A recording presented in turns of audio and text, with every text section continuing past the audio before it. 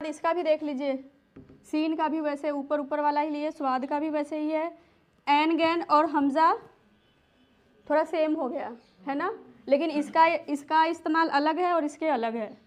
फे वाले भी सेम ही लग रहा है। नुक्ते का ज़्यादा ख्याल रखना है कि नुक्ता फे के ऊपर एक है और क्वाफ के ऊपर दो है। अगर आपको क्वाफ से कुछ लिखना है और आप एक नुक्ते लगाते हैं तो फिर वो पूरा का पूरा मतलब ही बदल जाएगा, ठीक है। तो इसके लिए उसको ध्यान में रखना है।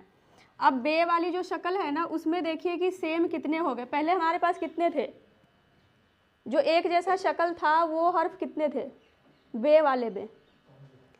5 थे ना ऊपर वाले, बे से लेके से तक। अभी और इसके साथ कौन सा मैच कर रहा है? कोई हर्फ है जो मैच कर रहा है?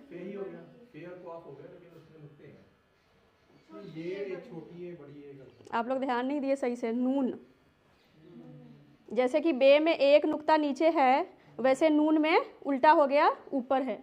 हाफ करके तो वैसे ही बना है ना नून, लेकिन उसकी शेप डिफरेंट है ना, उसमें तो लाइक उसमें नहीं बे वाली ही है, बे वाली ही शेप है इसकी, बे वाली ही है।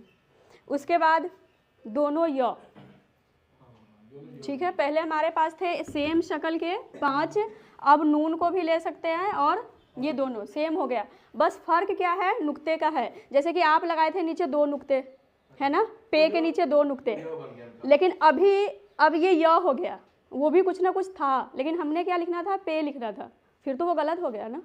तो इसके लिए नुक्ते का खास ख्याल रखिएगा। बाकी इसको लिखिए, अंडरलाइन वाले को अंडरलाइन कीजिएगा, अंडरलाइन वाले बताएंगे बाद में।